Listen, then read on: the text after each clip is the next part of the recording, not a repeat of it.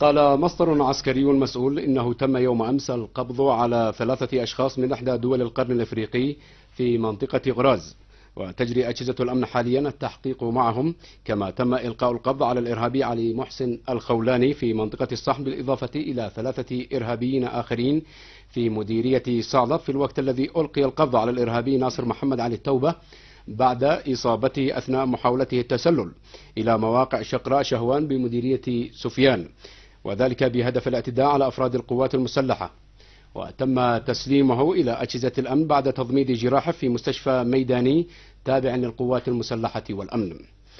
كما تم ضبط سيارة يقودها المدعو إبراهيم علي أحمد المشحوحي من قرية رحبان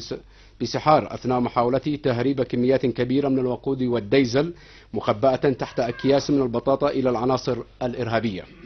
ونفذت إحدى وحدات القوات المسلحة والأمن غارة على جوب للإرهابيين قرب سفيان، ودمرت أوكارا لهم فيها تضم مخزنا للأسلحة والذخائر وعدد من السيارات. كما ضربت بعض السيارات المحملة بأسلحة ومؤن تابعة للعناصر الإرهابية أثناء تحركها على طريق الجوف. ولقي 3 من عناصر الإرهاب مصرعهم أثناء محاولتهم القيام بعملية تسلل إلى أحد المواقع في جبل الصمع، وتم تدمير السيارة أو تدمير سيارة وعلى متنها أسلحة شرق نقطة عين على طريق سوق الليل. وألحقت وحدات عسكرية وأمنية خسائر في الأرواح والعتاد بعناصر الإرهاب والتخريب أثناء محاولات تسلل لها إلى بعض المواقع في قرية آل عقاب وقرية العواجي والتبة الحمراء، وإلى أحد المواقع في الملاحيض وقرب محطة جرمان. وتم تمشيط عدد من المزارع والمواقع غربي العقاب وتدمير وكل لعناصر الإرهاب في المنطقة.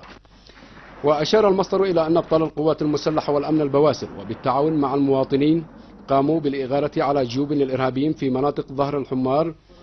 والجراحية والمعرسة، وتمكنوا من السيطرة على تبة مهمة في الجراحية بعد أن كبدوا عناصر الإرهاب خسائر فادحة في الأرواح والمعدات،